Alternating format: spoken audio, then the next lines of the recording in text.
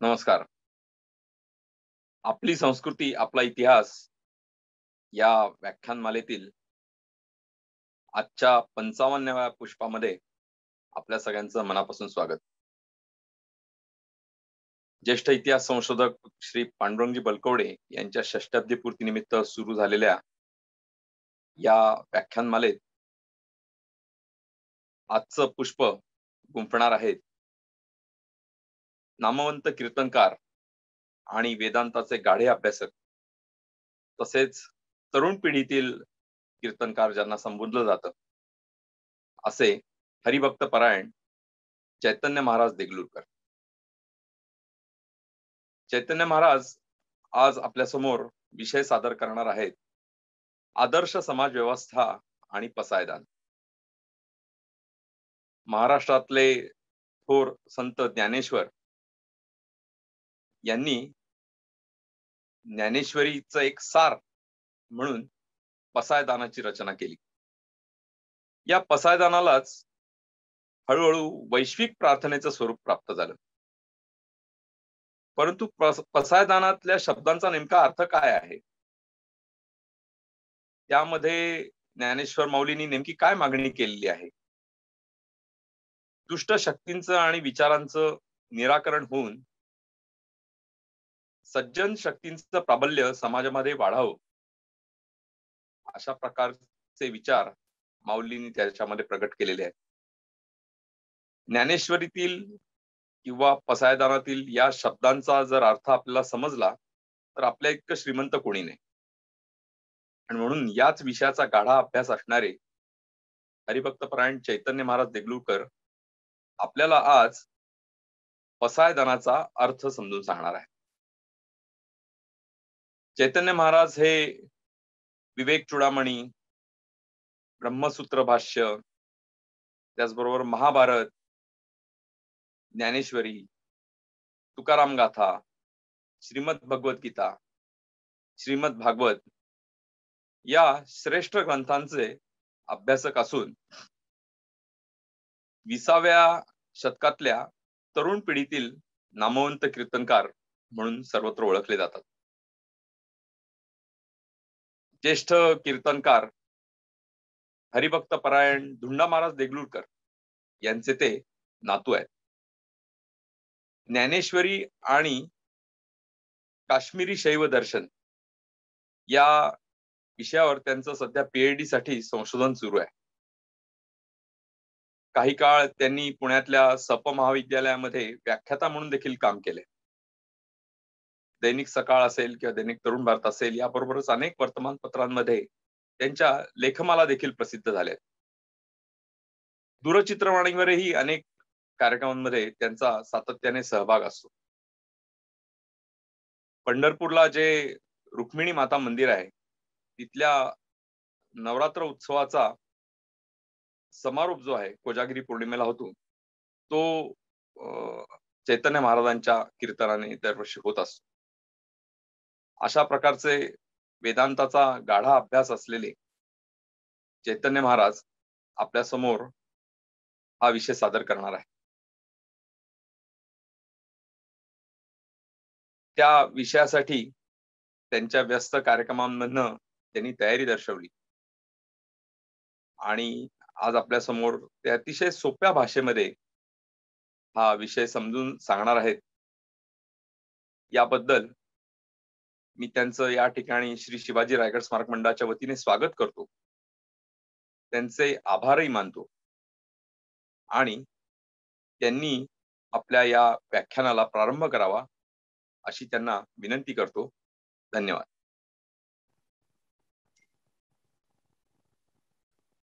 नमस्कार. रायगड स्मारक मंडळ आणि आदरणीय ज्येष्ठ इतिहास तज्ञ श्री पांडुरंग बालकवडेजी यांच्या षष्टब्दीपूर्ती कार्यक्रमाच्या निमित्ताने आपल्या सर्वांच्या सन्मुख येताना मला स्वतःला खूप आनंद वाटतोय. या निमित्तानं एक समाज प्रबोधनाचं मोठं कार्य मंडळाने जे हातात घेतलेलं आहे त्याचा पुढचा टप्पा आपल्या समोर येतो आहे. सध्याची परिस्थिती आपल्या सर्वांना ज्ञात आहे. त्यामुळे प्रत्यक्ष भेटी जरी होत नसल्या तरी या माध्यमातून का असेना परंतु आपल्या सर्वांशी काही संवाद साधता येतो हेही काही कमी नाही असं म्हणायचे दिवस सध्या आले आहेत असं वाटतं. आदरणीय बालकवडे सरांना मी दीर्घायुष्य चिंतितो. भगवंतानी संतांनी त्यांना निरामय असं आयुष्य प्रदान करावं. त्यांच्या इच्छित कार्यामध्ये त्यांना यश द्यावं. समाजाकरता झटणारी जी मंडळी असतात आणि समाजाच्या उन्नयनाकरता समाजाला अंतर्मुख करून काही प्रेरणा देऊन आपली ध्येय डोळ्यासमोर दाखवून त्या दृष्टीनं प्रवृत्त करणारी जी मंडळी असतात त्या मंडळींमध्ये आदरणीय बालकवडे सरांचं नाव आदरानं घ्यावं लागेल. इतिहासाचं खरं म्हटलं तर सध्याच्या काळामध्ये इतिहासाचं प्रामाणिक रूप मांडणं हे एक ज्येष्ठ इतिहास तज्ञ म्हणून जेवढं त्यांना आवश्यक वाटतं तेवढंच समाजहित आणि आपल्याच जीवनाचं सिंहावलोकन करणं आणि त्यातून काहीतरी पुढे चांगलं कार्य निर्माण होणं हेही त्यांना तेवढंच जास्त महत्वाचं वाटतं. आणि त्या दृष्टीने त्यांचं कार्य जे चालू आहे त्या कार्याच्या यशाचं मला असं वाटतं की हे एक प्रतीक म्हणून ही व्याख्यानमाला आपल्या समोर येते आहे. मी पुनश्च त्यांना अभिवादन करतो. त्यांना दीर्घायुष्य प्रदान करावं भगवंतानी अशी भगवंताच्या चरणी प्रार्थना करतो आणि माझ्या विषयाकडे मी प्रवृत्त होतो. आता विश्वात्मके देवे येणे वाग्यज्ञ तोषावे तोषोनी मज द्यावे पसाय दान हे. ज्ञानेश्वर महाराजांनी गीतेवर जे भाष्य लिहिलं सांगितलं त्या भाष्याच्या अंती ज्ञानेश्वर महाराजांनी आपल्या सद्गुरु चरणाजवळ काही विशेषत्वानं मागितलेलं आहे. ते पसायदान म्हणून प्रसिद्ध आहे. ते सर्व ज्ञात आहे. मला दिलेला विषय हा समाज व्यवस्था आणि पसायदान असा आहे.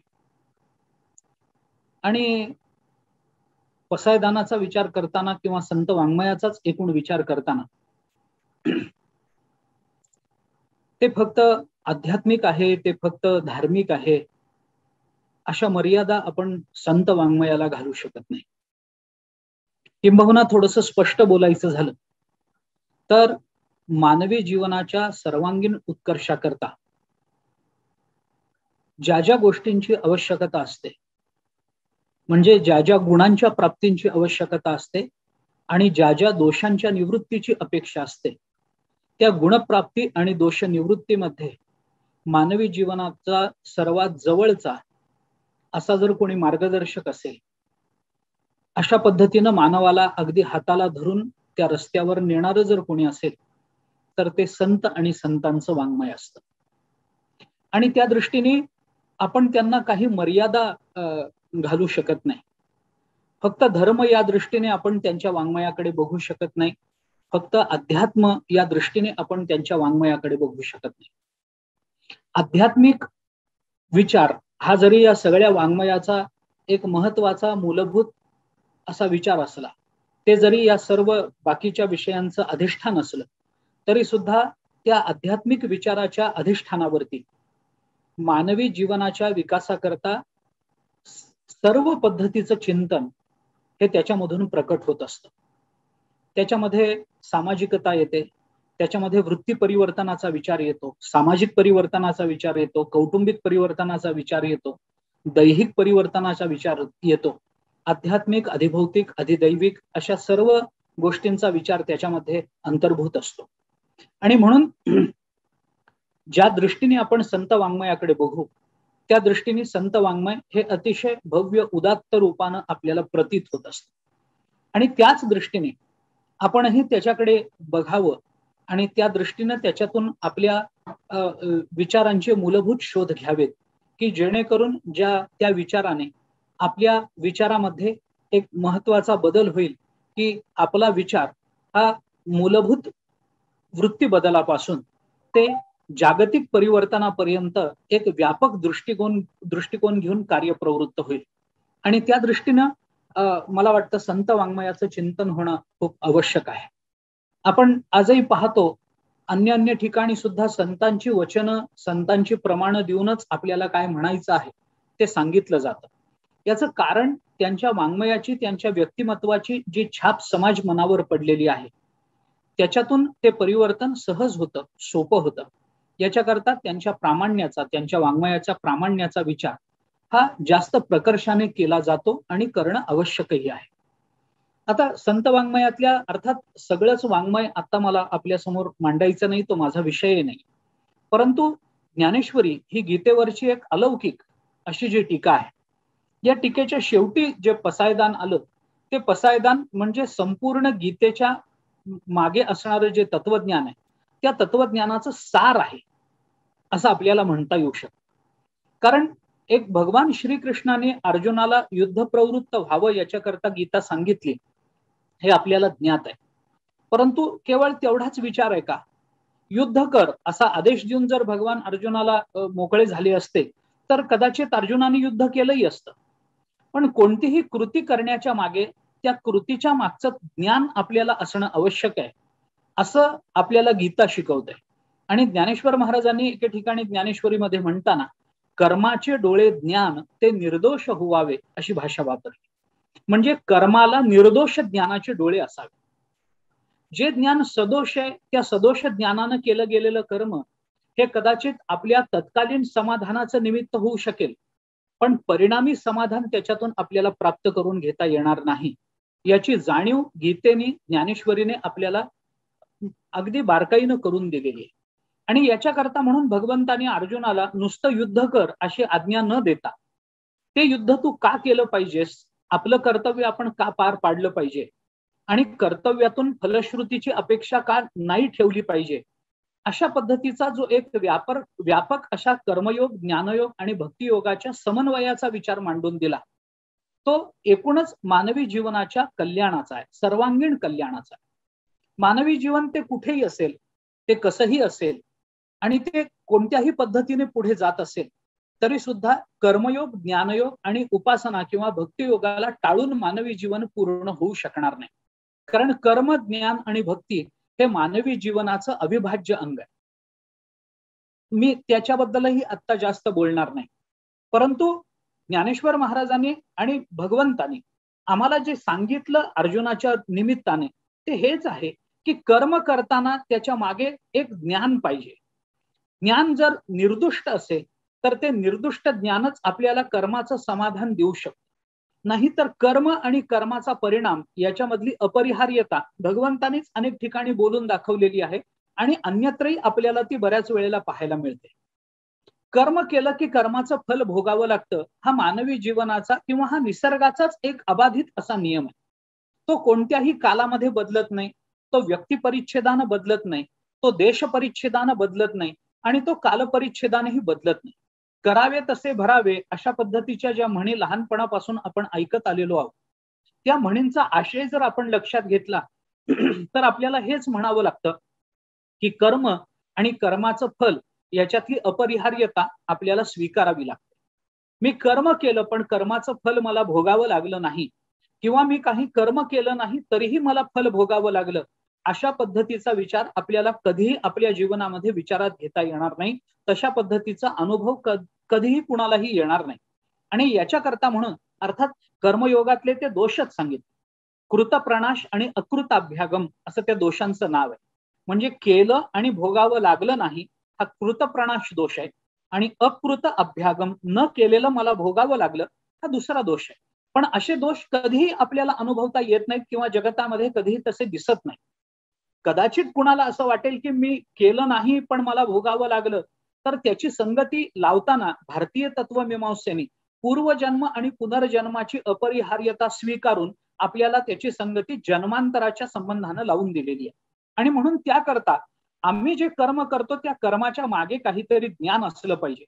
ज्ञानाच्या अधिष्ठानावर कर्म असलं पाहिजे.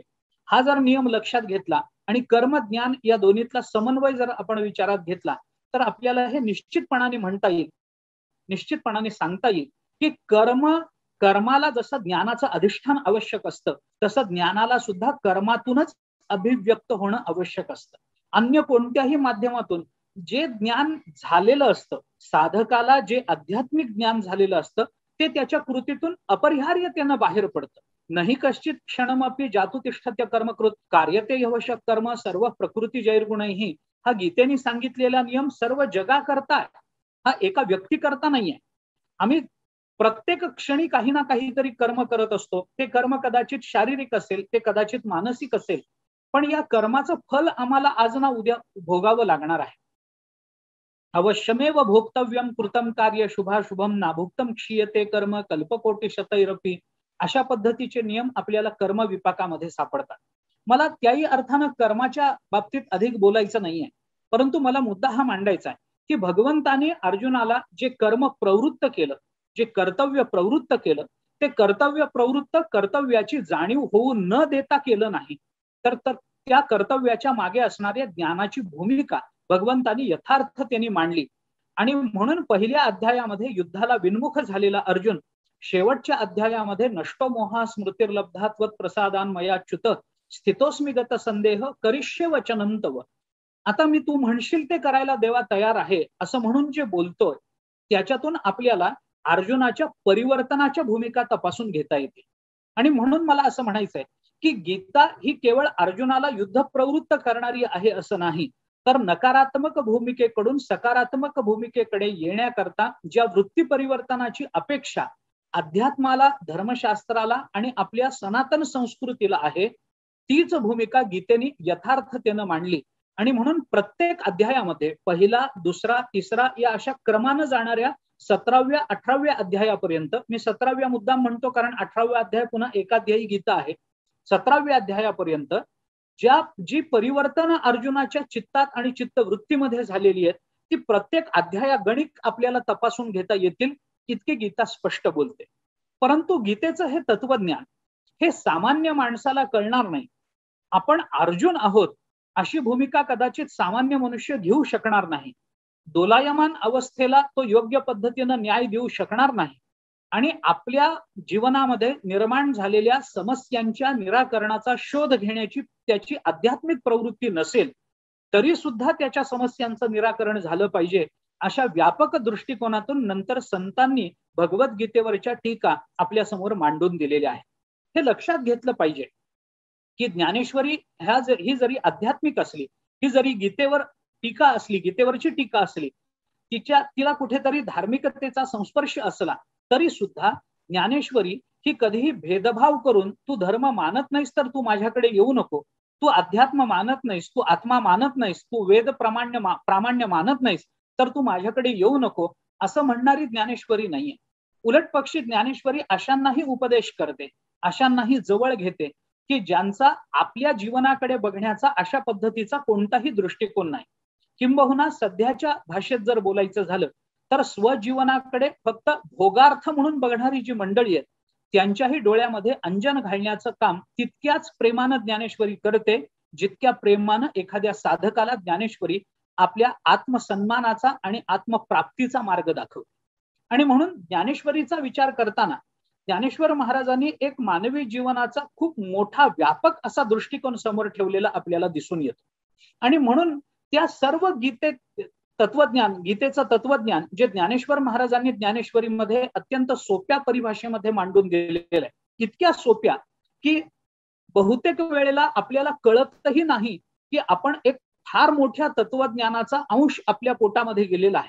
ते तत्वज्ञान आपण घशाखाली उतरवलेलं आहे, ते तत्वज्ञान आपण स्वीकारलेलं आहे, त्याच्या अंतरंगात आपण शिरतो आहोत, याची कुठलीही जाणीव होऊ न देता आपल्याला आपल्या विचाराला इतकं श्रीमंत ज्ञानेश्वरी बनवते की ज्ञानेश्वरीचं रसग्रहण जर करता आलं आणि ज्ञानेश्वरीच्या शब्दांचा अर्थ आणि भाव जर आपल्याला कळायला लागला तर या जगतामध्ये आपल्या एवढं कुणीही श्रीमंत आणि आनंदी नाही याची अनुभूती हळूहळू पदापदानं पावला पावलानं ओवी ओवी गणित आपल्याला यायला लागते आणि ज्ञानेश्वरीची ही अगाध कृपा आपल्याला त्या दृष्टीनं अनुभवता येते. या ज्ञानेश्वरीमध्ये मांडलेलं मानवी साफल्याचं तत्वज्ञान हे ज्ञानेश्वर महाराजांनी मांडून जरी दिलेलं असलं तरी त्याचा सार रूपानं विचार हा पसायदानामध्ये ज्ञानेश्वर महाराजांनी केला. कारण ज्ञानेश्वर महाराजांचं पसायदान जर आपण वाचलं, बहुतेक आपण प्रत्येक वेळेला ते म्हणतो, आपण ते वाचतो, आपल्या लहानपणापासून ते आपल्याकडून ते पाठ करून घेतलं जातं, ते मोठं होईपर्यंत आपण ते नित्यनेमानं कार्यक्रमाच्या अंती या ना त्या निमित्ताने असं म्हणत असतो.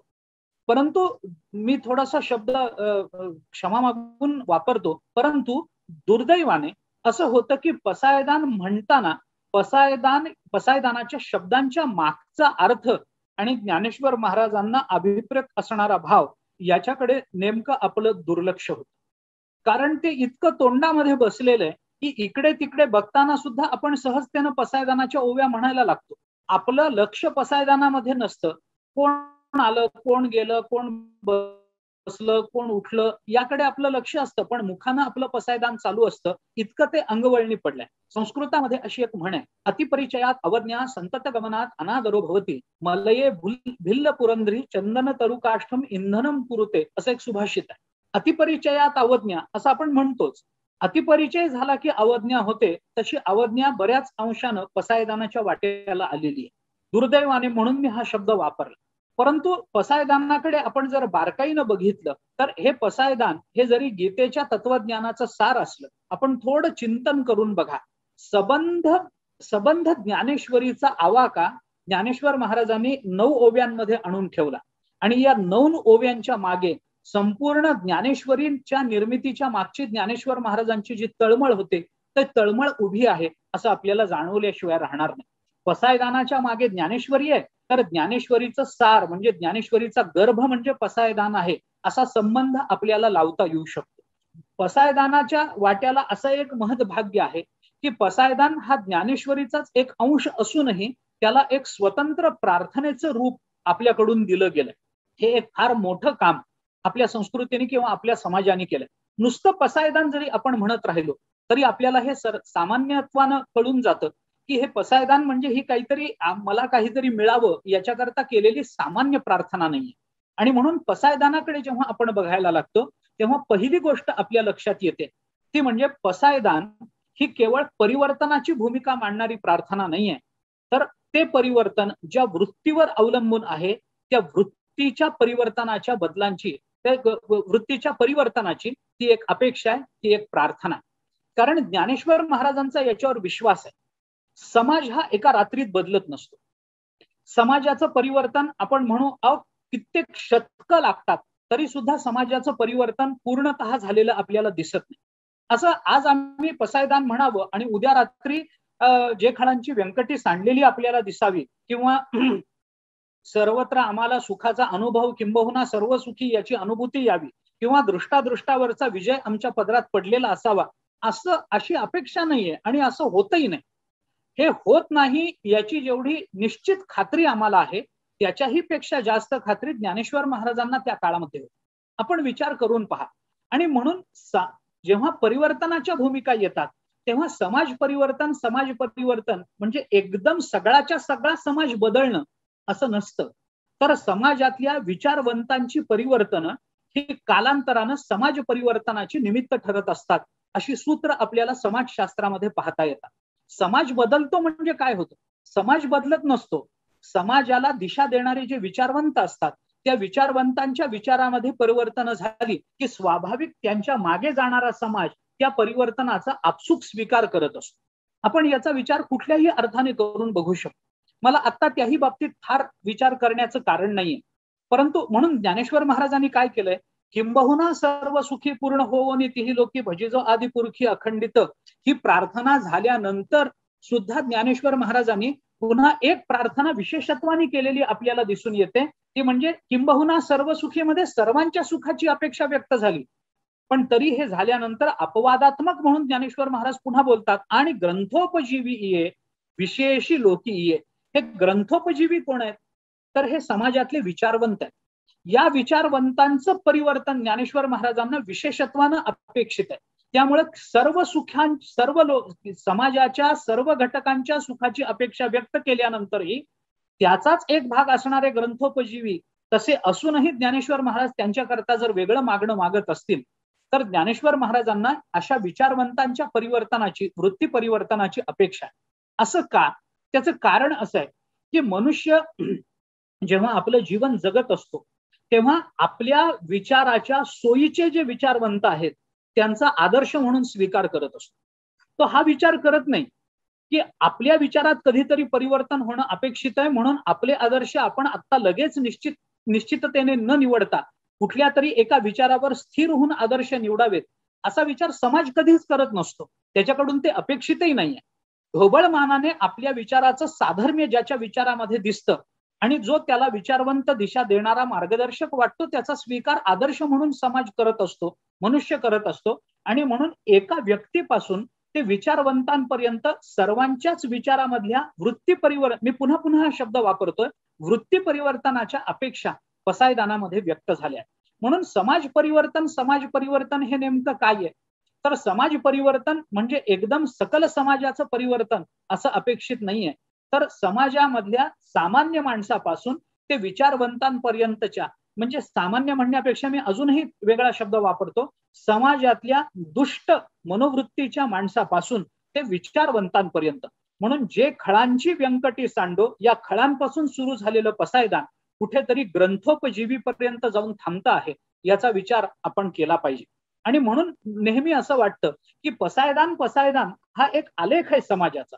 म्हणजे खळांपासून ते ग्रंथोपजीवी पर्यंतचा मानवी जीवनाचा प्रवास कसा असला पाहिजे हा चढता आलेख आहे. आमच्या ठिकाणी खलत्व आहे, आम्हाला कुठेतरी ग्रंथोपजीवी व्हायचंय, आम्हाला कुठेतरी दृष्टावरचा विजय मिळवायचा आहे. तर एखादा खळ म्हणजे दुष्ट पुरुष हा दृष्टावरचा विजय कसा मिळवू शकतो, तर ते मिळवण्याकरता ज्या परिवर्तनाच्या अपेक्षा आहेत, ज्या बदलाच्या अपेक्षा आहेत, त्या बदलांच्या प्रति विचार सांगणारी एक एक पसायदानातली ओवी आपण तपासून घेतली पाहिजे. आणि म्हणून थोडासा विचार या अनुषंगाने झाला पाहिजे असं मला वाटतं. एक 2-3 महत्वाचे विचार या अनुषंगाने मला आपल्या समोर मांडायचे, एक तेवढेच मी आपल्या समोर मांडतो. एक पहिली गोष्ट, ज्ञानेश्वर महाराजांनी हा सगळा विचार आपण डोळ्यासमोर ठेवून बोलूया. कदाचित मला थोडा संकोच करावाही लागेल, पण त्याला इलाज नाहीये म्हणून मी करतोय. पहिल्यांदा एक गोष्ट लक्षात घेतली पाहिजे की संपूर्ण पसायदानाचं चिंतन करताना ज्ञानेश्वर महाराजांनी पसायदानामध्ये कुठेही साध्याची मागणी केलेली नाही. पसायदानातल्या सगळ्या मागण्या या साधनांच्या मागण्या. 2 ठिकाणी फक्त ज्ञानेश्वर महाराज साध्याच्या दृष्टीने बोलतात. एकतर जो जे वांछिल तो ते लाहो हे एक, आणि दुसरं किंबहुना सर्व सुखी पूर्ण होवनी तिही लोकी. ही 2 स्थळं पसायदानामधली अशी आहेत की जिथं ज्ञानेश्वर महाराज एका साध्याच्या दृष्टीनं आपल्याशी संवाद करतायत किंवा साध्याच्या दृष्टीनं त्या मागण्या मांडतायत. परंतु या साध्याच्या भूमिका नेमक्या आहेत हे ज्ञानेश्वर महाराजांनी साध्य म्हणून मागितलेलं आहे का? जो जे वांछिल तो ते लाहो असं साध्य दृष्टीने जर मागितलं तर या जगतामध्ये ज्याला जे हवं ते मिळावं असं मागणं कदाचित वेडेपणाचं ठरू शकेल. कारण समाजामध्ये ज्याला जे हवं ते मिळावं असं कोणीही ज्ञानेश्वर महाराजांसारखा महापुरुष विचारवंत मागणार नाही. का मागणार नाही? कारण समाजामध्ये दुष्ट प्रवृत्तीची माणसं असणं हे जेवढं स्वाभाविक आहे तसं आपल्या मनाला हवं ते मिळावं असं सर्वांना वाटणं हेही स्वाभाविक आहे. आणि म्हणून त्या दुष्ट प्रवृत्तीच्या माणसाला आपल्याला हवं ते मिळावं असं जर मागणं मागून ते त्याला मिळालं तर या समाजाचा ऱ्हास, या समाजाचं अधपतन आणि या समाजाचा नाश ओढवण्याकरता फार वेळ लागणार नाही. याच्याकरता म्हणून या दोन स्थळामध्ये जिथं साध्याचं चिंतन ज्ञानेश्वर महाराजांनी केलेलं वाटतं, तिथं ज्ञानेश्वर महाराजांनी साध्याची मागणी केलेली नाहीये, तर साध्यांची जाणीव करून दिलेली आहे. हे आपल्याला बघावं लागेल, मान्य करावं लागेल. त्या दृष्टीने थोडासा विचार आपण करा. कारण साध्य आयतं समाजाला मागून देणं असं कोणतेही संत करणार नाही, कोणताही विचारवंत पुरुष तसं करणार नाही. कारण का, माणसाला कष्ट न करता आपली साध्य मिळायला लागली तर सामाजिक अंगाने विचार करताना दोन दोष निर्माण होण्याची शक्यता असते, जे सामाजिक दोष म्हणून आपल्याला स्वीकारावे लागतील. पहिला दोष असा निर्माण होईल, कष्ट न करता आपल्याला जे मिळतं त्याची आपल्याला किंमत राहत नाही, हा पहिला दोष. आणि कष्ट न करता एकदा माणसाला मिळायला लागलं की हळूहळू समाज आळशी बनायला लागतो. साधनाची प्रवृत्ती किंवा साधनाचे कष्टच न होता जर साध्य आयतं आमच्या पदरात पडायला लागलं तर समाज सगळा आळशी होईल. आणि असा समाज जर आळशी झाला तर तो काय होतं, एक आळशी पिढी पुढच्या 2 पिढ्यांना कष्टाकडे जास्त प्रवृत्त करत असते किंवा त्यांच्या माथ्यावर दुप्पट कष्ट थोपवत असते. एक आळशी पिढी पुढच्या 2 पिढ्यांना हळूहळू जास्त त्या दृष्टीनं त्रास देते असं म्हणायला हरकत नाही. म्हणून कुठलाही समाज आळशी असावा असं संतांना वाटत नाही, असं कोणत्याही विचारवंतांना वाटत नाही. अगदी आपण गीतेवरचं अलीकडच्या काळातलं भाष्य म्हणून गीता रहस्याकडे बघितलं तरी लोकमान्य टिळकांनी, ज्यांनी या संस्थेची स्थापना केली, त्याच लोकमान्य टिळकांनी गीता रहस्यामध्ये कर्मयोगावर जो भर दिला तो कशा करता, भारत स्वतंत्र झाल्यानंतर आता आपलाच देश आहे, आपण करू ते आपल्याला करता येईल असं म्हणून जर या देशामध्ये माणसं राहिली असते तर कदाचित या देशाला योग्य अशी दिशा मिळाली नसते. ज्ञानानंच मोक्ष मिळतो हा वेदांताचा नियम असून सुद्धा लोकमान्य टिळकांनी गीता रहस्यामधून कर्मयोगावर का भर दिला, त्याचं कारणही एका अंगानं हेच आहे, सामाजिक अंगानं हेच आहे की जर स्वतंत्र झालेला समाज, आपला देश आपल्या ताब्यात आल्यानंतर, एका अर्थानं मी थोडासा शब्द सांभाळून वापरतो, विचारानं स्वतंत्र झालेला जो समाज असतो तो समाज जर कर्मप्रवृत्त झाला नाही आणि जर तो स्वैर वर्तन करायला लागला तर त्या देशाचं भवितव्य अंधारात जाण्याची शक्यता असते. याच्याकरता स्वतंत्र भारताला जे काही विचार सांगणं आवश्यक आहे ते गीतेच्या माध्यमातून, गीता रहस्यानी मधून लोकमान्य टिळकांनी प्रकट केले. हे मी कशा करता आपल्याला म्हणतो की फक्त समाजाने आळशी बनू नये याच्याकरता केलेलं हे चिंतन आहे. आणि पसायदानामध्ये आपल्याला तशीच भूमिका, तीच भूमिका दिसून येते. म्हणून पसायदान हे साध्याच्या संबंधानं फक्त निर्देश करतं, पण मागण्या मागताना मात्र साधनांच्या मागण्या ज्ञानेश्वर महाराजांनी मागितलेल्या आहेत असं चिंतन आपल्याला लक्षात येतं. दुसरा एक विचार आपल्याला या पसायदानाच्या संबंधानं चिंतनात घेता येण्यासारखा आहे. तो विचार असा आहे की जरी जो जे वांछिल तो ते लाहो असं जरी ज्ञानेश्वर महाराजांनी म्हटलं असलं, किंबहुना सर्व सुखी असं जरी ज्ञानेश्वर महाराजांनी म्हटलेलं असलं तरी त्याच्या पूर्वी ज्ञानेश्वर महाराजांनी केलेल्या ज्या मागण्या आहेत त्याच्याकडे आपलं लक्ष अधिक वेधलं पाहिजे. म्हणून थोडंसं बोलतो. काय होतं की जो जे वांछिल तो ते लाहो, ज्याला जे हवं ते त्याला मिळावं असं ढोबळ मानानं म्हणता येईल का, तर म्हणता येणार नाही. आणि म्हणून पसायदानाचं चिंतन करत असताना आपण जे खळांची व्यंकटी सांडो इथपासून खरं म्हणजे मागणीला प्रारंभ होतो. आता विश्वात्मके देवे येणे वाग्यज्ञ तोषावे, तोषोनी मज द्यावे पसायदान, हे ही प्रस्तावनेची ओवी झाली. या ओवीमध्ये ज्ञानेश्वर महाराजांनी आपण वाग्यज्ञ केलेलं आहे आणि त्या वाग्यज्ञाचं समर्पण झाल्यानंतर आता तुम्ही मला हे मागणं द्या अशी प्रार्थना आपल्याला सर्वप्रथम आपल्या गुरुजींच्या चरणी केलेली दिसून येते. याच्यामध्ये ज्ञानेश्वर महाराज आपल्याला हे सूचित करून जातात, आता विश्वात्मके देवे येणे वाग्यज्ञ तोषावे आणि तोषोनी मग मला आपण द्यावे. म्हणजे काय झालं, आधी देणाऱ्यांनी संतुष्ट असलं पाहिजे आणि मग देणाऱ्यांनी दिलं पाहिजे. देणाऱ्यांनी संतुष्ट व्हावं असं मागणाऱ्यांनी वागलं पाहिजे आणि मग मागणाऱ्यांनी मागितलं पाहिजे. या दोन्ही भूमिका आपण बारकाईनं तपासून बघा. वाग्यज्ञ तोषावे आणि तोषोनी द्यावे. न तोषता तुम्ही मला देऊ नका, आपण संतुष्ट नसाल तर संस्कृतामध्ये असं म्हटलं जातं, अव्यवस्थित चित्तानां प्रसादोपी भयंकर. अव्यवस्थित चित्तानं, अप्रसन्न मनाने दिलेला प्रसाद सुद्धा भयंकर ठरतो. म्हणून ज्ञानेश्वर महाराज म्हणतात तसं नाही, आधी माझी काही जबाबदारी आहे, वाग्यज्ञ ही माझी जबाबदारी आहे, त्या वाग्यज्ञाने आपण संतुष्ट व्हा आणि मग संतुष्ट झाल्यानंतर संतुष्ट चित्ताने मला द्या. मग मला ते समाधानकारक होईल, मग माझी इच्छा त्याच्यामध्ये पूर्ण होईल.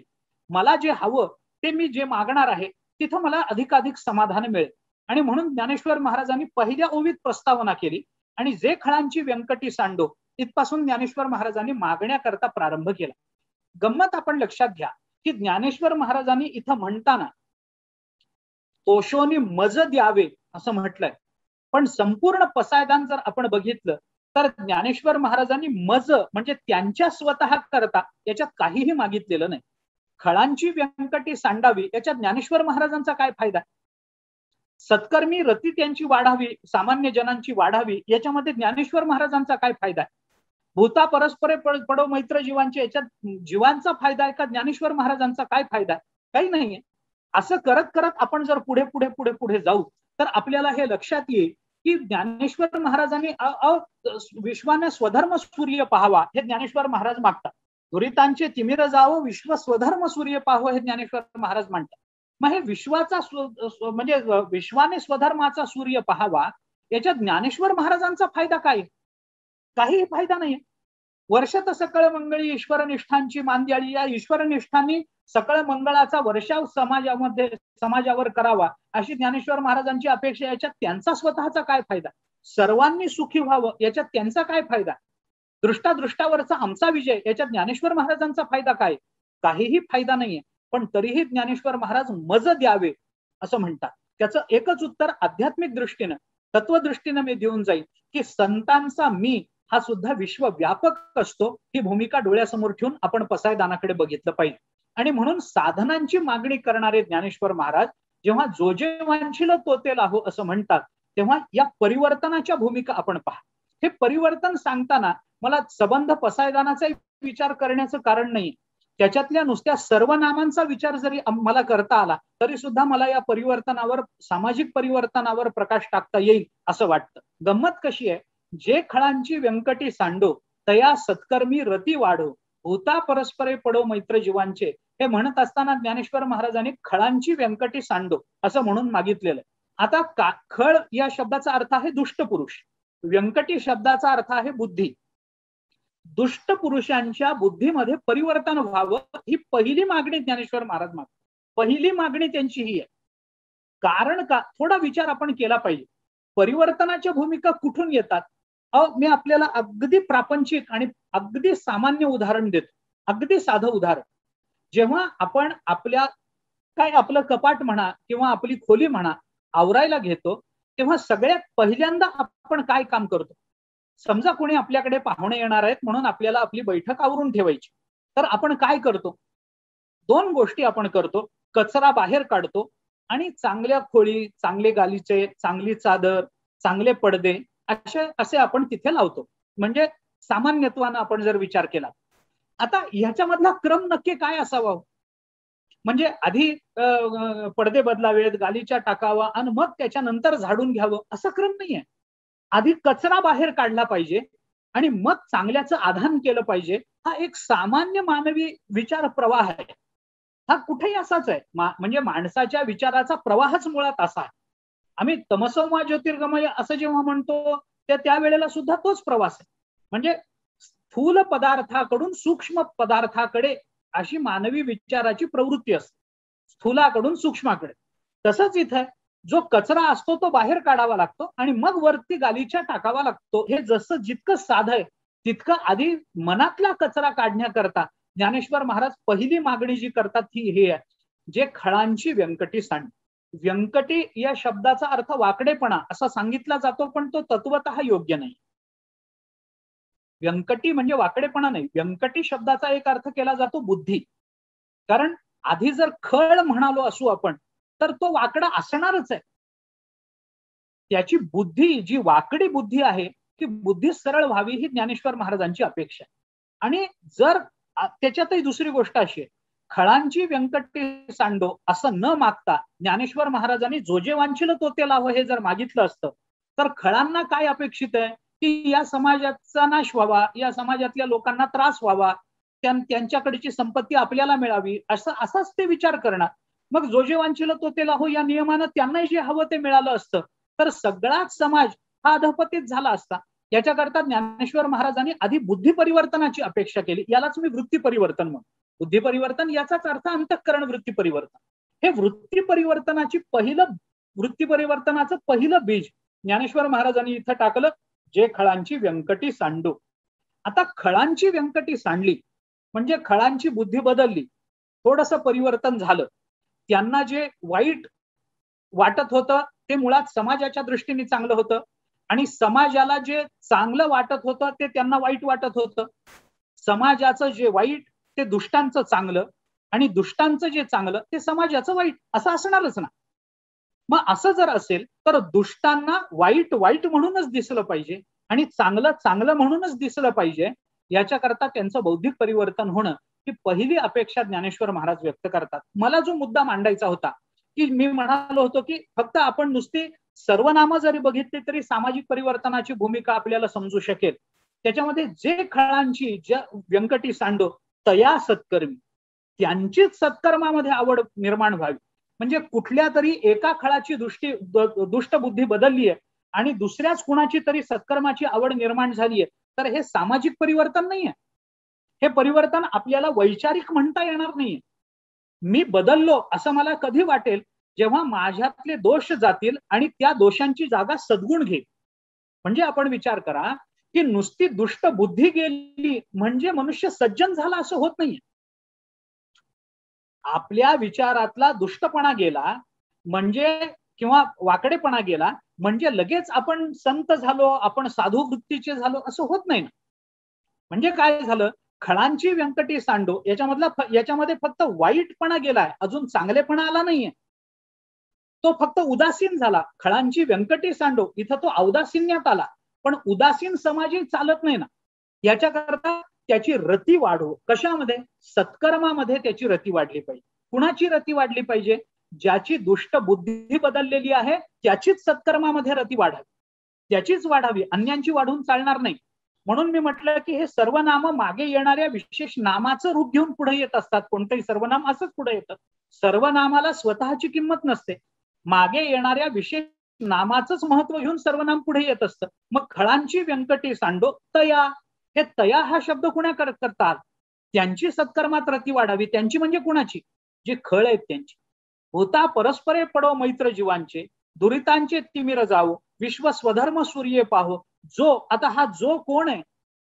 तर मागे ज्यांच्या दुष्ट बुद्धीमध्ये परिवर्तन झालेलं आहे त्यांचा दुष्टपणा जाऊन त्यांची सत्कर्मामध्ये आवड निर्माण झालेली आहे, आणि ज्यांच्या अंतःकरणामध्ये भूत मात्रांबद्दल मैत्रभाव निर्माण झालेला आहे, ज्यांच्या अंतःकरणातल्या दुरितांचा अंधकार निवृत्त होत आलेला आहे, ज्यांनी स्वधर्माचा सूर्य पाहिलेला आहे, त्यांना जो, मग जे वांछील तो ते लाभ. मग अशी जी परिवर्तन झालेली जी मंडळी आहे त्यांच्याबद्दल हे म्हणावं की त्यांना जे हवं ते त्यांना मिळावं. कारण आता दुष्टत्व राहिलेलं नाहीये, आता सत्कर्मामध्ये आवड निर्माण झालेली आहे, त्यांच्या अंतःकरणातली अंतःकरणातलं पाप निवृत्त झालेलं आहे, त्यांनी स्वधर्माचा सूर्य पाहिलेला आहे. म्हणजे ज्यांची सत्कर्मामध्ये आवड आहे आणि ज्यांना स्वधर्म कळतो आहे त्यांना जे हवं ते मिळावं, म्हणजेच ते कल्याणकारकच असणार ना. कारण त्यांच्यातला वाकडेपणा गेलाय आणि वाकडेपणा निर्माण करणारं पापही गेलं, दुरितांचं तिमिरही गेलं. ते तिमिर गेलं आणि ती दुष्टबुद्धी गेली. याच्या नंतर असणारा जो मनुष्य आहे आता त्याच्या परिवर्तनाच्या पुढच्या विचारांना आपल्याला लक्षात घेतलं पाहिजे. आता इथपर्यंत तो आला, जो जे वांछिल तो ते लाहो, इथपर्यंत तो आला. पण एवढ्यावर हे परिवर्तन पूर्णत्वानं आपल्याला प्राप्त झालं असं म्हणता येणार नाही. का म्हणता येणार नाही? कारण अजूनही वांछील ही वांछा त्याच्या अंतःकरणात आहे, हे ज्ञानेश्वर महाराजांचं म्हणणं आहे. कारण समाज जोपर्यंत दुसऱ्याकडून अपेक्षा करत राहतो ना तोपर्यंत समाज सर्वांगीण प्रगती करू शकत नाही. समाजशास्त्राचा नियम आहे, आपण लक्षात घ्या. मी तुमच्याकडून अपेक्षा करतो पण मी तुमच्या अपेक्षा पूर्ण करत नाही, असं जर होत असेल तर मला तुमच्याकडून अपेक्षा राहणार पण मी तुमच्या अपेक्षा पूर्ण करणार नाही. प्रगती कुणाची? असं होता उपयोगी नाही. मला अपेक्षा ठेवण्यापेक्षा अपेक्षा पूर्तींकडे आपलं लक्ष अधिक असलं पाहिजे. की ज्ञानेश्वर महाराजांची अपेक्षा कुठपर्यंत? दृष्टादृष्टाच्या विजयापर्यंत. दृष्टादृष्टाचा विजय म्हणजे काय आहे? हे अंततोगत्वा निरपेक्ष असणारा समाज निर्माण झाला पाहिजे, हे ज्ञानेश्वर महाराजांची अपेक्षा. मी थोडंसं या संबंधात अजून एक महत्वाचा मुद्दा मांडतो. मला पुढे अधिक बोलता येण्यासारखं आहे. अजून एक दोन मुद्दे मला मांडायचे. त्याच्यातला पहिला मुद्दा मी आपल्याला या दृष्टीने सांगेन की या सगळ्या पसायदानाचा आपण जर विचार केला तर आपल्याला हे लक्षात येईल की पसायदानामध्ये ज्ञानेश्वर महाराजांनी प्रत्येक व्यक्तीला आपल्या उत्तरदायित्वाची जाणीव करून दिली. कारण समाज परिवर्तन हे कोण्या एकाची जबाबदारी नाहीये. मी पुढे होऊन समाज परिवर्तन करतो असं होत नाही. समाजातल्या प्रत्येक घटकाचं हे उत्तरदायित्व आहे. प्रत्येकाची ही जबाबदारी आहे की हा समाज सुदृढ असला पाहिजे, हा समाज चांगल्या विचारांचा असला पाहिजे, हा समाज एका विशिष्ट ध्येयानं प्रेरित झाला पाहिजे, हा समाज परकल्याणाला आपल्या जीवनाचं साध्य मानणारा असला पाहिजे, हा समाज आपला देश, आपला धर्म, आपला समाज, आपलं व्यक्तिगत जीवन आणि आपलं सामाजिक जीवन या सगळ्यांच्या एका उत्कर्षापर्यंत जाण्याचा विचार करणारा असला पाहिजे. या दृष्टीनं आपण जर समाज परिवर्तनाचा विचार केला तर कोणी एक व्यक्ती असं काम करू शकणार नाही. याच्याकरता समाजातल्या प्रत्येक घटकाने आपापली जबाबदारी ओळखून कर्मप्रवृत्त झालं पाहिजे, या परिवर्तनाच्या विचाराकडे आलं पाहिजे. म्हणून ज्ञानेश्वर महाराजांनी सगळ्यांकडून अपेक्षा व्यक्त केल्या. जे खळांची व्यंकटी सांडो, खळांकडूनही अपेक्षा आहे. तया सत्कर्मी रती वाढो, कर्ममार्गांकडूनही अपेक्षा आहे. भूता परस्परे पडो मैत्र जीवांचे, भूतमात्रांकडून सगळ्यांकडून अपेक्षा आहे. दुरितांचे तिमिर जाओ, पापी लोकांकडून अपेक्षा आहे. विश्व स्वधर्म सूर्य पाहो, स्वधर्माचं किंवा धर्माचं चिंतन करणाऱ्या धार्मिक मनोवृत्तीच्या लोकांकडून अपेक्षा आहे. जो जे वांछिल तो ते लाहो प्राणीजात, मग वर्षत सकळ मंगळी, ईश्वरनिष्ठांची मांदियाळी. या समाजामध्ये काही ईश्वरनिष्ठ लोक आहेत, त्यांची काही जबाबदारी, त्यांनी हातामध्ये जपमाळ घेऊन बसून राहावं, समाजाचं होईल ते होऊ दे, आम्हाला काय त्याच्याशी कर्तव्य आहे, आम्ही भले, आमचा नामजप बरा, आमचा परमार्थ बरा, भले समाजाला काही त्रास झाला तरी आम्हाला होत नाही ना, मग आम्ही का लक्ष घालावं. अशा विचारानं ईश्वरनिष्ठांना या समाजामध्ये राहता येणार नाही. किंबहुना त्यांचं राहणं हे समाज हिताच्या दृष्टीने घातकच ठरेल.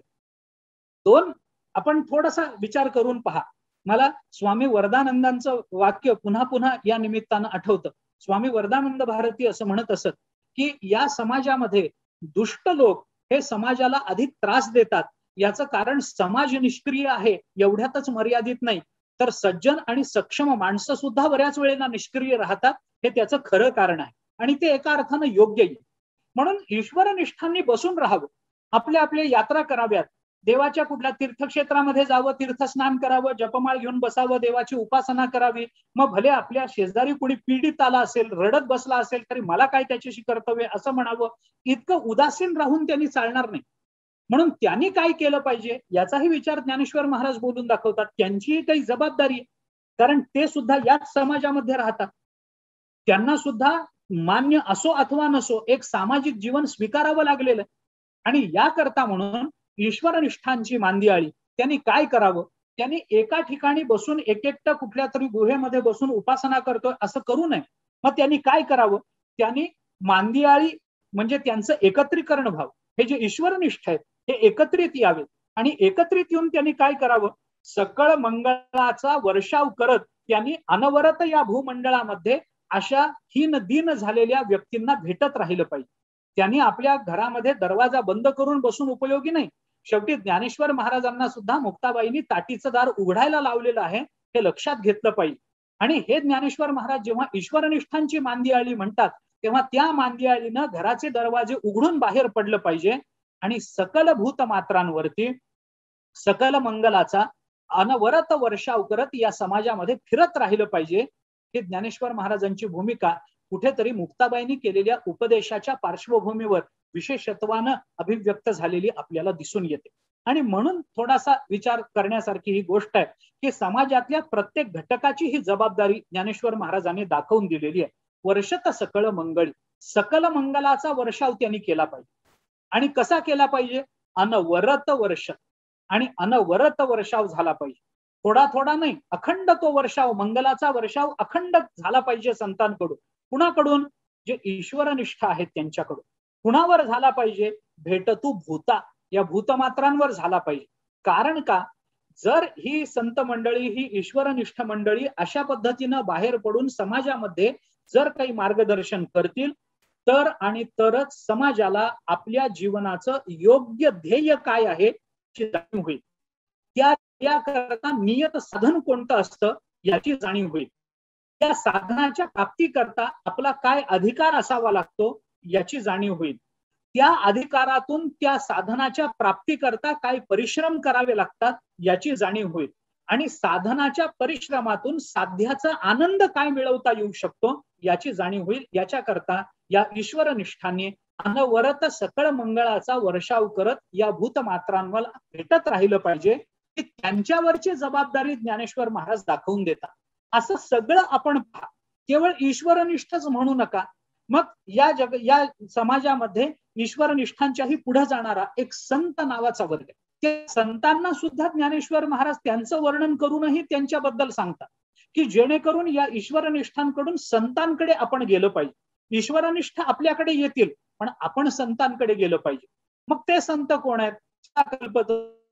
चेतना चिंतामणीचे गाव, बोलते जे अर्णव पियुषांचे, अलांछन पियुषाचे चंद्र अलांछन, मार्तंड जे तापहीन, ते सर्वाही सदा सज्जन सोयरे होतो. ते जे सज्जन ते सोयरे होण्याकरता, सदा सज्जन होण्याकरता आपल्याला काहीतरी करणं आवश्यक.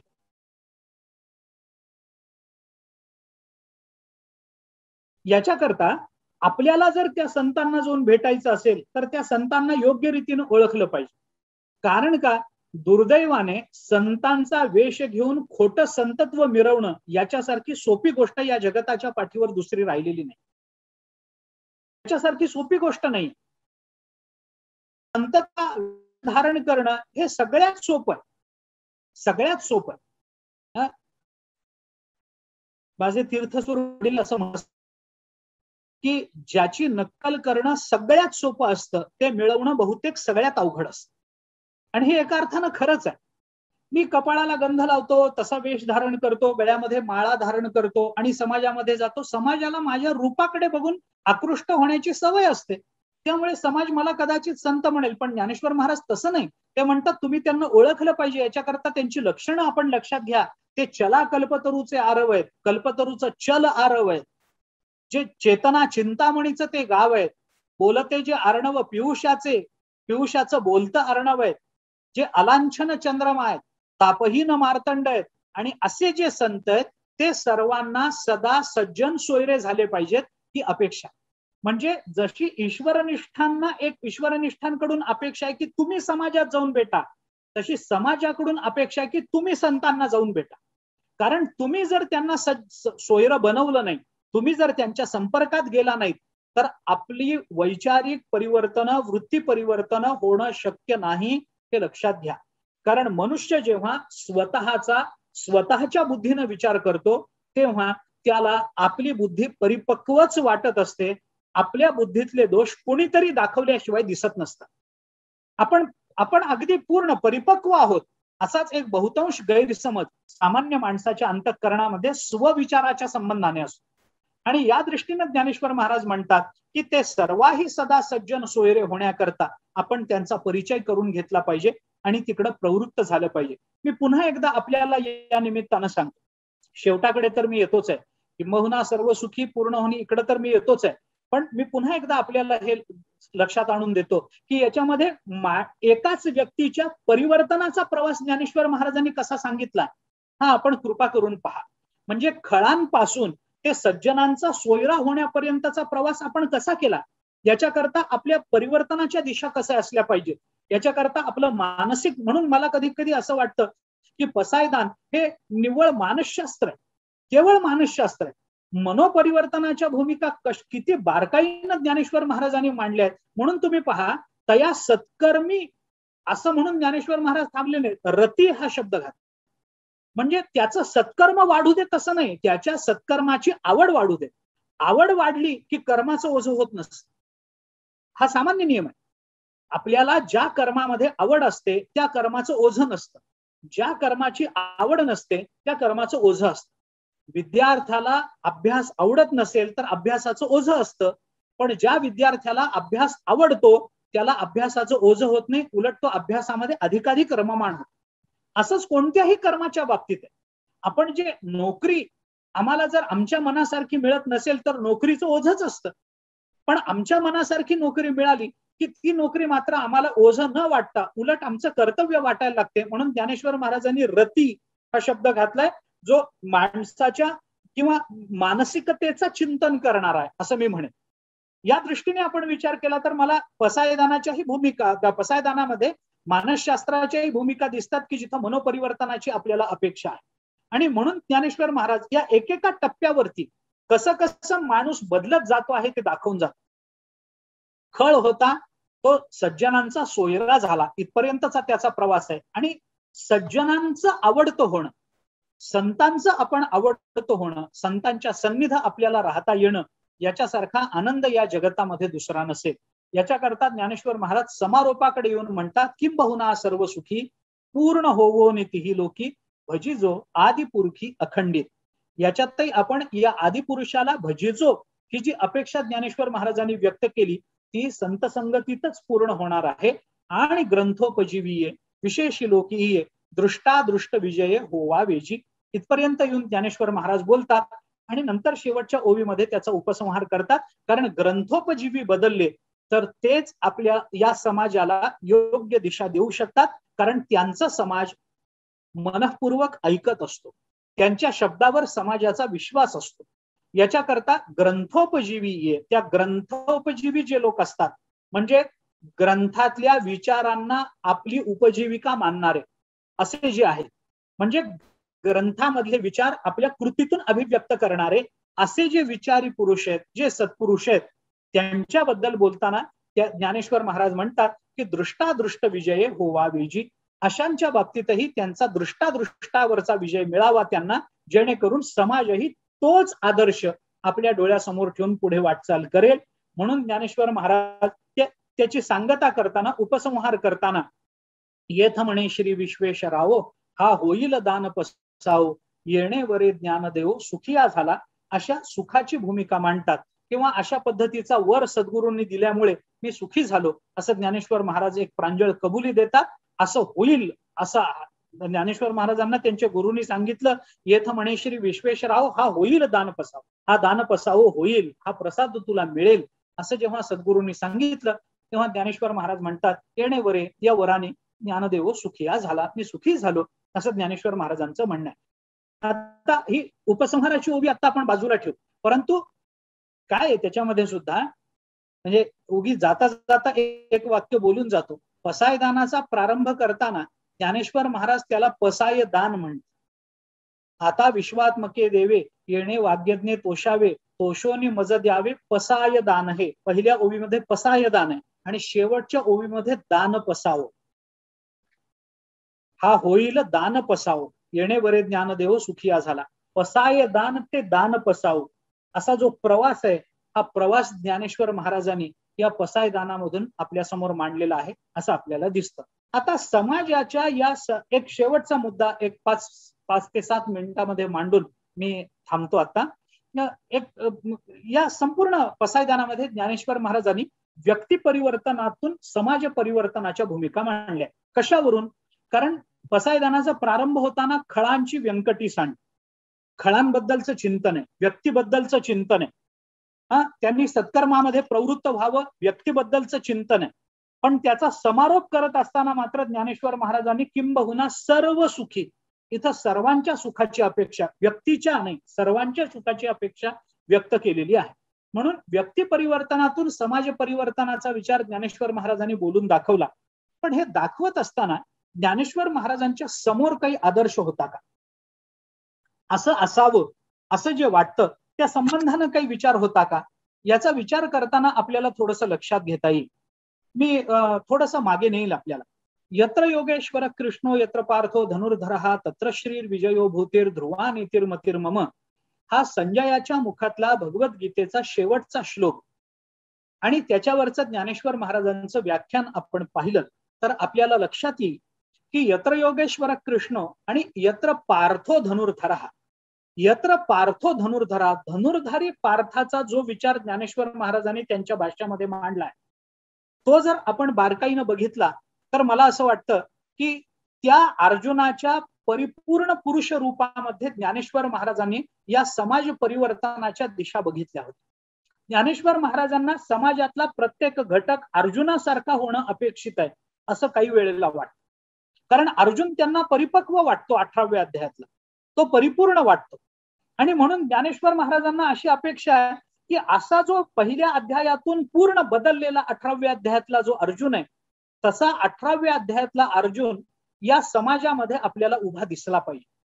समाजातला जो प्रत्येक घटक, प्रत्येक व्यक्ती ही अर्जुनाच्या त्या रूपाचा आविर्भाव असला पाहिजे अशी ज्ञानेश्वर महाराजांची अपेक्षा. म्हणजे समाजातली प्रत्येक व्यक्ती या पहिल्या अध्यायातून 18व्या अध्यायात आलेल्या अर्जुनासारखी असली पाहिजे असं वाटतं. म्हणून ज्ञानेश्वर महाराज त्यांच्यावर त्या यत्र पार्थो धनुर्धरः या पदावर व्याख्यान करताना विजयी नामे अर्जुन विख्यातू, विजय स्वरूप श्रीकृष्ण नाथू, श्रियेसी विजय निश्चितू तेथेची असे असं म्हणून अर्जुनाचं वर्णन करतात. तयाची देशीच्या झाडी कल्पतरू ते होडी, न जिणावे का एवढी मायबापू असता. अरे त्यात तो ज्या देशामध्ये राहतो त्या देशातलं प्रत्येक झाड कल्पतरू असावं असं अर्जुनाचं वर्णन आहे. का?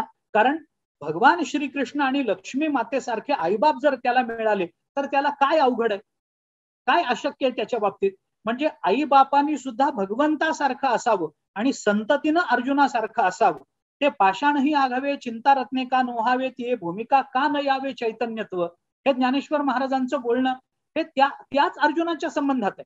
म्हणजे कल्पतरू ते होडी म्हणणं काय आणि चला कल्पतरूचे आरव म्हणणं काय, चेतना चिंतामणीचे गाव म्हणणं काय, ते पाषाणही आघावे चिंतारत्ने का नोहावे हे म्हणणं काय, तयाची गावीची या नदी अमृते वहाविया नवल काही राया विचारी. ज्ञानेश्वर महाराज म्हणतात अरे त्याच्या गावात वाहणारी नदी अमृताने भरलेली असेल असं ज्ञानेश्वर महाराज म्हणतात. तयाचे बिसाट शब्द सुखे म्हणून येती वेद, मग सदेह सच्चिदानंद का नोहा वाहतो. हे अरे तो काही बोलेल तरी वेदासारखं पवित्र असेल. म्हणजे अर्जुनाचं बोलणं हे त्याच्या मुखातून काही जरी प्रकट झालं तरी ते चांगलं आहे. असा अर्जुन समाजातला प्रत्येक घटक असावा असं ज्ञानेश्वर महाराजांना वाटतं. म्हणजे समाजातली परिवर्तन ही वाचिक दृष्टीने कशी असली पाहिजे, समाजाची परिवर्तन ही देशिक दृष्टीने कशी असली पाहिजे, समाजाची परिवर्तन ही मानसिकतेने कशी असली पाहिजे. पै स्वर्गापवर्ग दोन्ही ये पदी जया अधीनी, जे श्रीकृष्ण बाप जननी कमळायया. स्वर्गापवर्ग दोन्ही इये पदी जया अधीनी हे म्हणणं काय आणि दृष्टादृष्ट विजय होवा वेजी हे म्हणणं काय. अर्थ एकच आहे त्याचा. स्वर्ग अपवर्ग म्हणजेच दृष्ट आणि अदृष्ट. असं जर असेल तर ते ज्याच्या अधीन आहे, त्या दृष्टादृष्टावरती ज्याने विजय मिळवलेला आहे ते ज्याच्या अधीन आहे असा अर्जुन आहे. आणि असा अर्जुन समाजामध्ये निर्माण व्हावा अशी ज्ञानेश्वर महाराजांची पसायदानातली अपेक्षा. म्हणून या समाज या समाजातला प्रत्येक घटक ज्या वेळेला बदलेल, विचाराच्या दृष्टीने बदलेल, केवळ सांपत्तिक संपन्नता एवढीच आपल्या जीवनाची यशाची कमान असते असं न मानणारा समाज असला पाहिजे अशी ज्ञानेश्वर महाराजांना अपेक्षा. कारण होतं काय दुर्दैवाने सध्याच्या काळातही आपण बघत आलेलो आहोत. वेदांतांनी हे सांगितलंय, संत वाङ्मयामध्ये तर त्याची प्रतिबिंब खूप ठिकाणी पडलेली आपल्याला दिसतात की विषयभोग प्राप्त करून घेणं याला पुरुषार्थ समजणं आणि त्या उपभोगाकरता जे प्रयत्न करावे लागतात किंवा विषयभोग हेच आपल्या जीवनाचं साध्य समजणं आणि त्या विषयभोगाकरता कराव्या लागणाऱ्या प्रयत्नांना पुरुषार्थ समजणं एवढंच मानवी जीवन आहे. या भौतिक दृष्टिकोनातून आपण आपल्या जीवनाकडे बघू तर तो आपण आपल्याच जीवनाचा अपमान करतो आहोत असा दोष पदरात घेणार. याच्याकरता ज्ञानेश्वर महाराज या भूमिका मांडतात. समाज परिवर्तन हे आपल्या वैचारिक परिवर्तनावर अवलंबून आहे. विचाराच्या परिवर्तनाने व्यक्ती बदलते आणि ती व्यक्ती त्या विचारांचा प्रसार करत राहिली तर त्या व्यक्ती परिवर्तनातून समाज परिवर्तन होतं. आणि ते समाज परिवर्तन कोणत्या दिशेनं जाणारं असलं पाहिजे आणि त्या समाज परिवर्तनाकरता निश्चित अशी वैचारिक दिशा आणि बैठक काय असली पाहिजे याच्याकरता पसायदान हे ज्ञानेश्वर महाराजांनी मागितलेलं मागणं आहे. असं बऱ्याच वेळेला पसायदानाच्या सामाजिक संदर्भांचा आवाका लक्षात घेताना वाटतं. हे सामाजिक संदर्भ शोधताना पसायदानाची ही जाणीव होते आणि म्हणून त्या पसायदानाकडे आपण याही अंगाने जरी बघितलं तरी सुद्धा विचाराच्या भूमिकेवर, विचाराच्या बैठकीवर समाज परिवर्तनाच्या भूमिका ज्ञानेश्वर महाराजांनी मांडल्या त्या आपण एका अर्थाने लक्षात घेतल्या पाहिजेत.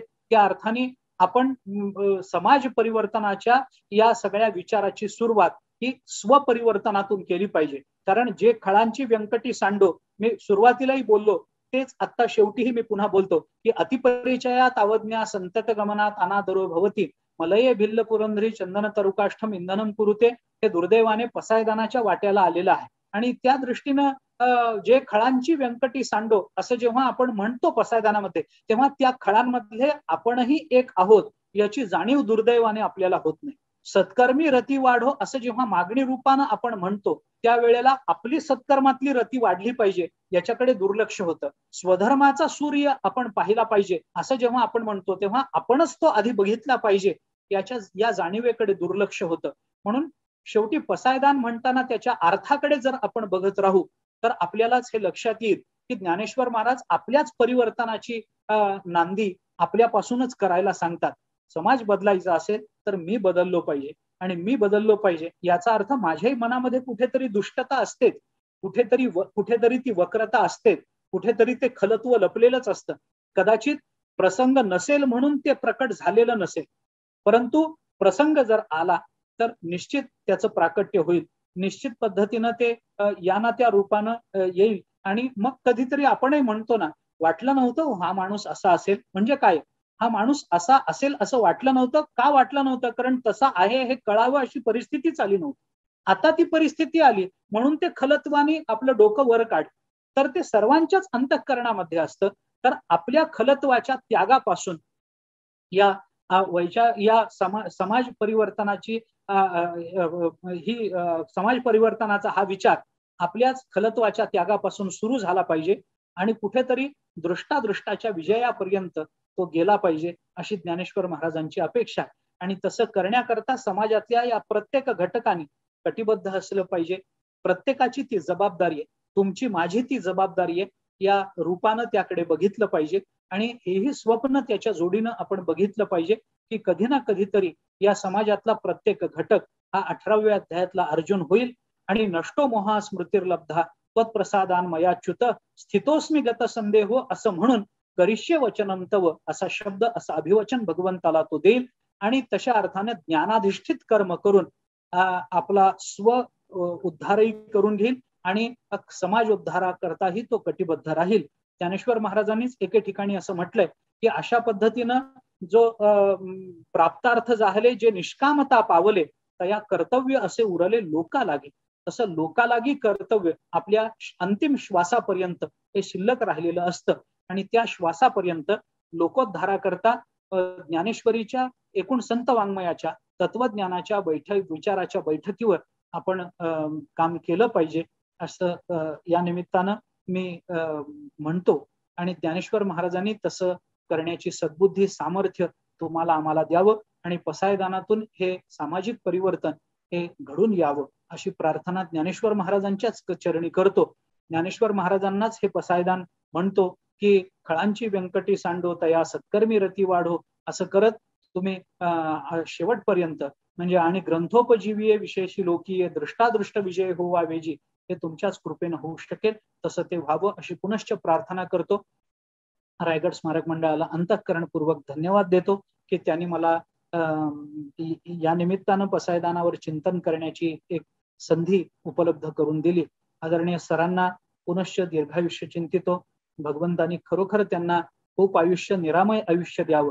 त्यांच्या दीर्घायु आरोग्याकरता भगवंताच्या संतांच्या चरणी प्रार्थना करतो आणि माझा वाक्विस्तार सीमित करतो. धन्यवाद.